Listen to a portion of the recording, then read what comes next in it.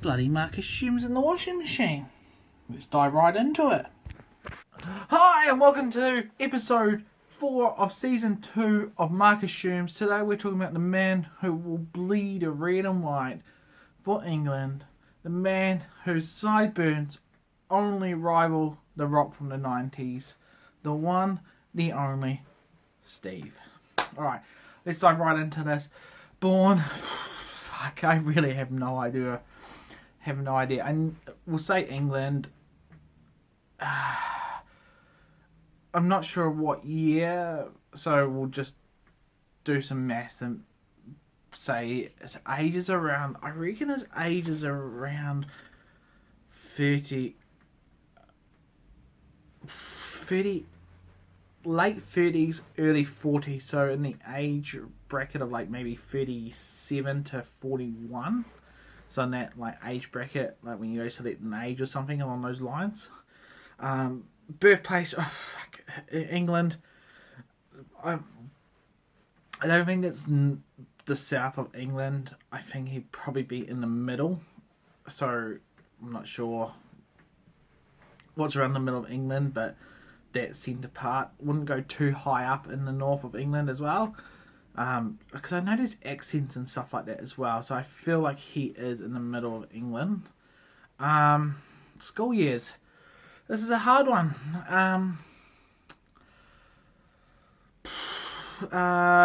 Okay, we'll go off his early school. So probably PE, because he is a man who enjoys sport. And I feel like every English person would probably have to do PE for soccer. And do a bit of rugby like that. I feel like it's also... He did a bit of music. Did a lot of English, as in writing and short stories and stuff like that.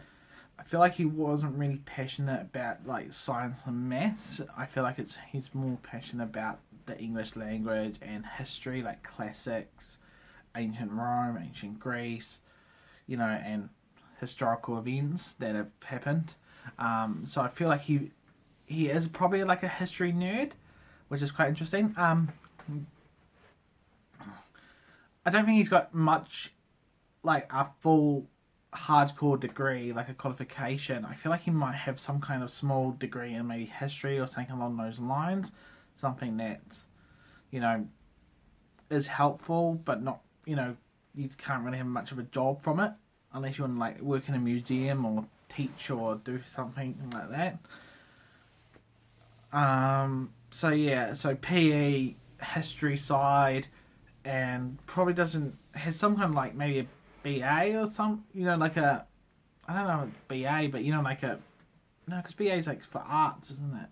So some kind of history sort of qualification there. We'll go down to his job history here. Now we all know that he has a famous job that we all know, most people know about. Starts with S, ends in R. Yeah, it does. Had to sort of just like mentally spell it out. Apart from that, I feel like he's done some other random jobs in the past. Maybe like I feel like he must have like travelled the world. I feel like he's a man that's travelled the world. So he's got all these random jobs sitting under his belt. Like from maybe when he was backpacking, he probably did some random stuff like handyman jobs. And like just like the random like looking after fields and worked in like a, you know, grapevine, grape area, you know, where wine is made, you know, like random jobs that just made enough money for him to go over to the next places. Also looking at job history, it is one of those things. I feel like he has probably worked as some kind of caretaker for a rest home or a school or a community centre, just enough to keep himself busy, his mind and his hands busy. I know he's a guy that can actually like build stuff and be good at building stuff, so that'll be one of the reasons. I feel like a caretaker job being there. Okay, we'll go into his relationships. So I know he's married to Ruth. I'm not. I wouldn't say they're high school sweethearts. I feel like they probably met through a mutual friends.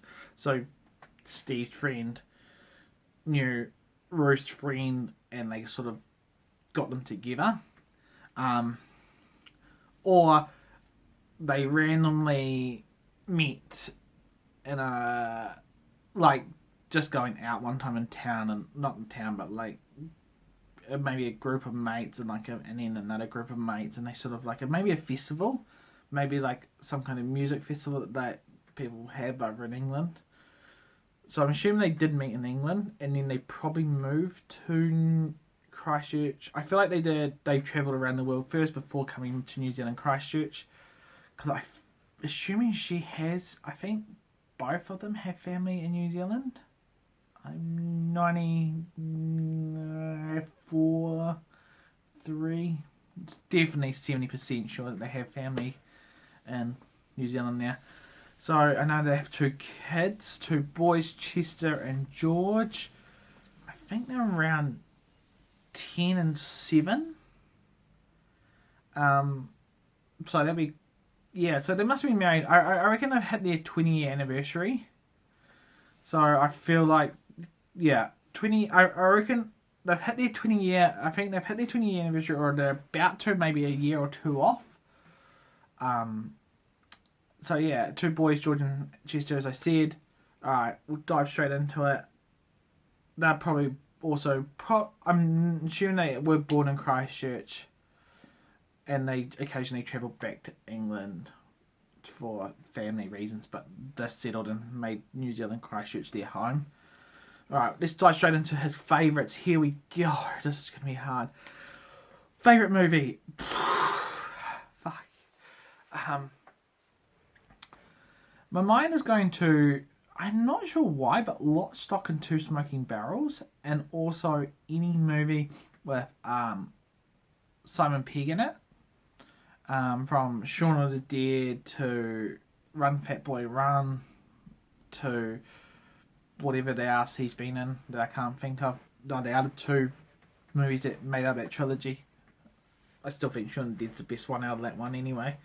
Really, I mean, that Hot Fuzz was a bit weird, and in World's End I think was just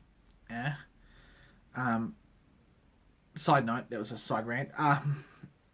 So yeah, Simon Pegg would probably be his big one. I feel like any movie with him in, he probably hasn't seen and enjoys. So I reckon his favourite movie would have to be Shaun of the Dead, or a random movie like Lock, Stock and Two Smoking Barrels, or Rock and Roll. Rock and Roll, is it the one? Saying a classic action gangster movie I feel like he fits into. Or Transporting, the one with the drugs that recently got a sequel. I feel like that's another one that would probably be one of his favourite movies. I feel like he doesn't, I don't know if he has a favourite list of movies, or is it just he's just got a group of them. So we'll dive into his TV show. This is a hard one. It's going to be a classic British comedy like The Office, Extras, In-Betweeners, something along those lines, Taskmaster. Just because English people understand the English comedy, when the rest of the world don't. The rest of the world sometimes struggle to understand it, and that's where I feel like that's where, you know, his favourite TV show comes as being part of an English TV show there. Favourite actor, again, Simon Pegg. Straight away, going to 98, maybe 80% sure that it is Simon Pegg. I'm not sure why I keep going to him for that. It's really weird. Favourite actress. This is a hard one. I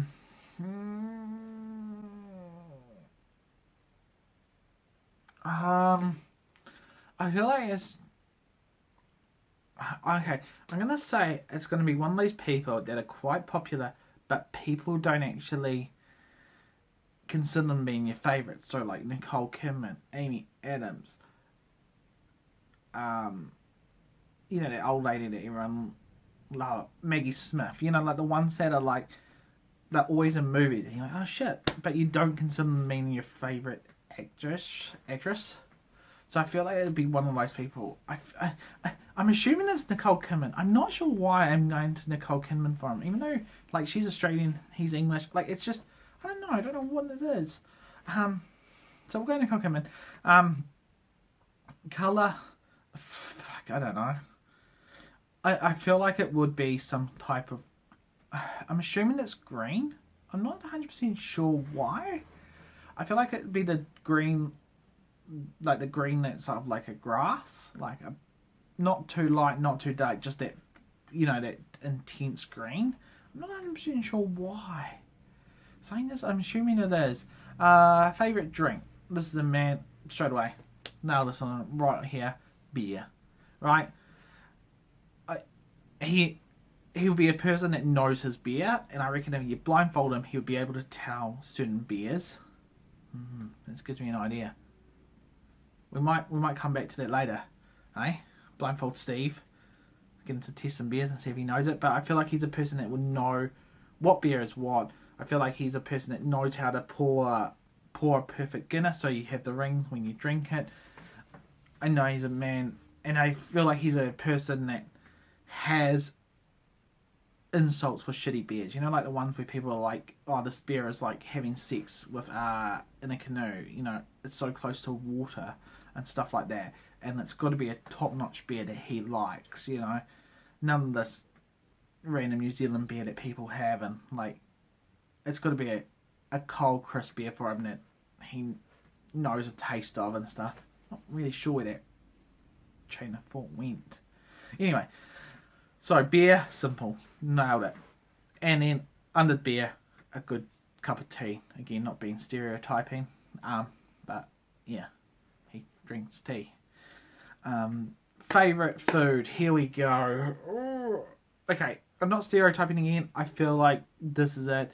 I feel like it's sausages, mashed potatoes, peas, and then throw in like a boatload of gravy, which then you tip all over it, you scoop it all up, you cut your sausage and scoop the sausage into the mashed potatoes and peas and gravy. I feel like that's something, I feel like, you know, his favourite food is like pub food, so hot chips, that, some wedges, you know, ones that are so easy to cook and just fill you up and just sometimes make you hate you inside because it's disgusting and greasy, but it's so good.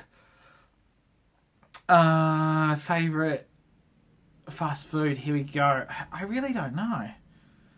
I feel like he's just a standard Big Mac person from McDonald's. Just, I'm not sure why. Oh, no. I'm assuming that it's just standard fish and chips. Standard fish and chips, like a good scoop of chips, a fish, and then he puts like the vinegar over it, which is amazing. Need to try it. It's so good. That's what I reckon he is. Definitely. Yeah, fish and chips is his fast food there.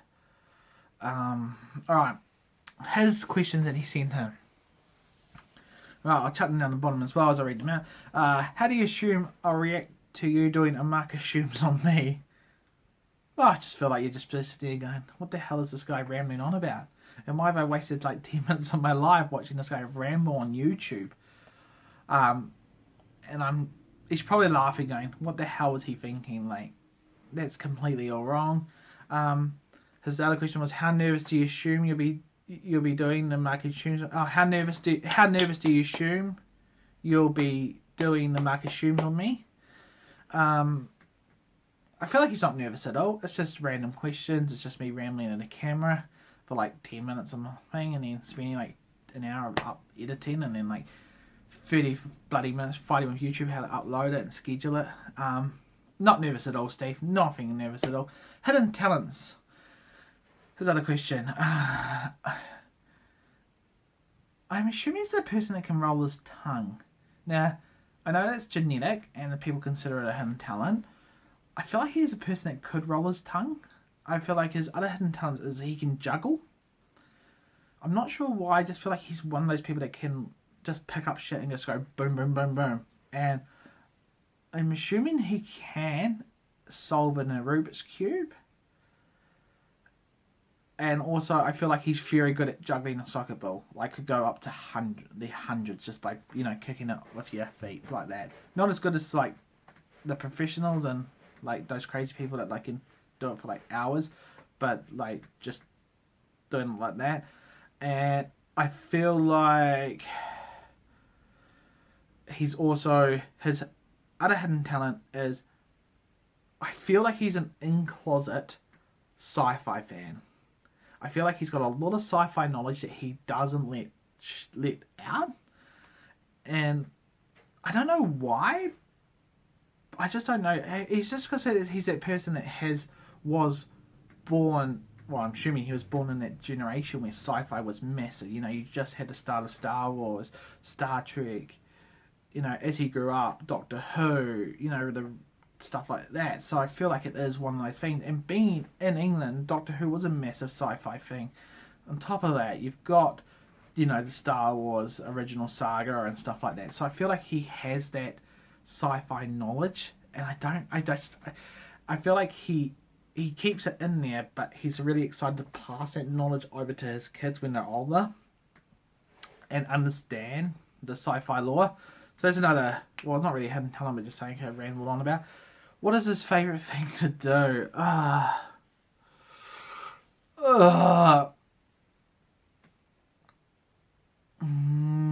Okay, I'm assuming it's literally sit down with a cold beer and probably watch soccer or sports with his kids and seeing the excitement on Chester and George's face when having them support England and stuff like that. I feel like that's his favourite thing to do. Also maybe getting his hands dirty, so going into the garden and building stuff, being, as I said, as I assume, you know, that's where his job history of caretaking comes from, like just building stuff, you know. What does his weekends look like? Well, he's got 2 kids, so I feel like his Saturday is filled up with sports or random stuff. You know, soccer and rugby, you know, stuff like that, what families go to. I feel like Sunday is his family day where he would go out with his Ruth and the children to go do something. If it's even just go out to the park to kick a ball for an hour or 2, or maybe even try to teach them fishing, you know what I mean? Like, just have fun with them. And Sunday is the fun family day, while the Saturday is like his job day where he, you know, mow the lawns, do stuff like mow the lawns, cut wood, stack the wood, and, you know, try to build something, a fence, and have fun like that, you know, and be like, oh shit, like I need to go pick up some dirt from, like, you know, some dirt place that you pick up. I was going to say Bunnings, but you know what I mean. And then Sunday he drops everything, and it's all about the family side of it. The last 2 questions. How have my Friday nights changed since I was in my 20s? Oh, well, it's a lot really, isn't it? Like, I feel like his weekends his Friday nights are completely different. I feel like in his 20s he would be taking like bottles of drink and sculling them, and maybe taking some illegal drugs, and just having a whole out hardcore time, like spending, you know, all the time out, coming home at like 4 a.m, regretting his decisions, and going, I'm never drinking again, as he like lays in bed on Saturday going, oh, you know, dying inside, and then does it again next weekend, because I feel like Friday nights in England are really just energy bursting, from like all this, you know, just the parties, the pub crawls, stuff like that, and like the fact that alcohol will probably be much cheaper over there and stuff like that. So I feel like that's how it's changed. She's gone from one scale being like hardcore, absolutely gone burgers, to now just being absolutely calm. And the last thing is his claim to fame. Fuck, I have no idea. Like, I feel like it's his claim to fame. I feel like he's probably, I don't know, I feel like he is a local celebrity in Littleton, and I'm not sure why. I just assuming that he is, and I don't know what it is. I feel like he's one of those people that you walk down the street and like your little old lady is like, oh look, there's Steve over there. Like, he's the something. Oh wait, no, he was a president of something, Workman's Club ages ago. Don't know if he still is. So I feel like that's what brings him being a celebrity in Littleton, but his claim to fame, I don't really know. I feel like it... No, you've got me stumped now. I'm assuming it's going to be something sport related, but apart from that, nothing, dude. Absolutely have no idea. Alright, that's it. Bit of a long episode because I ranted. But hey, thanks for the support. Hit that like button, hit the subscribe button. Standard YouTube outro. And also, if you want, Steve, chuck your answers in there and I'll pin them. But yeah, thanks again, team. See you next time. Bye.